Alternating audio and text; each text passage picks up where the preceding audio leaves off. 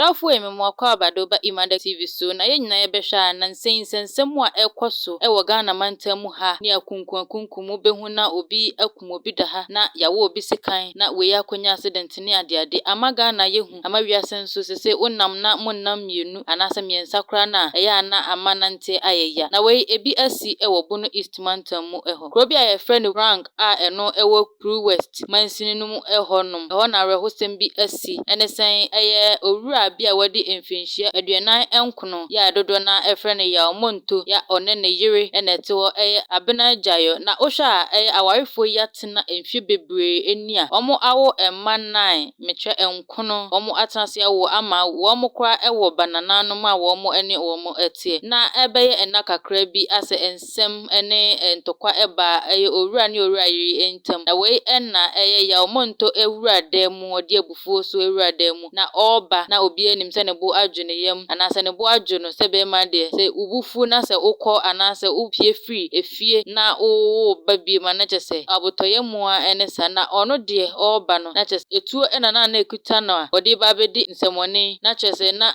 asem no ahye ne pa ahye no ema ennei tuo na ekuta no odi abo na yire abena ama enne abena enka atiasefo ho ebiem nhwehwemu chese owura yawo edi tuo no ebo maami abena ekon ema owu amunum ho anuma na abra owura yawo monto edi sansemoni yi ewieye no wantena so ono ahwe se de edemu kom ebekuno anadwo desuo mu a na chese wo se oye bibi efa ho enti no no atena se no na ode ne ho ekoma aposifo wo mo ewo Bono East mantam ho se niema a wono aye ni wadi ewu wakune ho kanim enti ne ebeya nka wo mo emfa ne ntwe aban kukum enti ono a report ne ho ema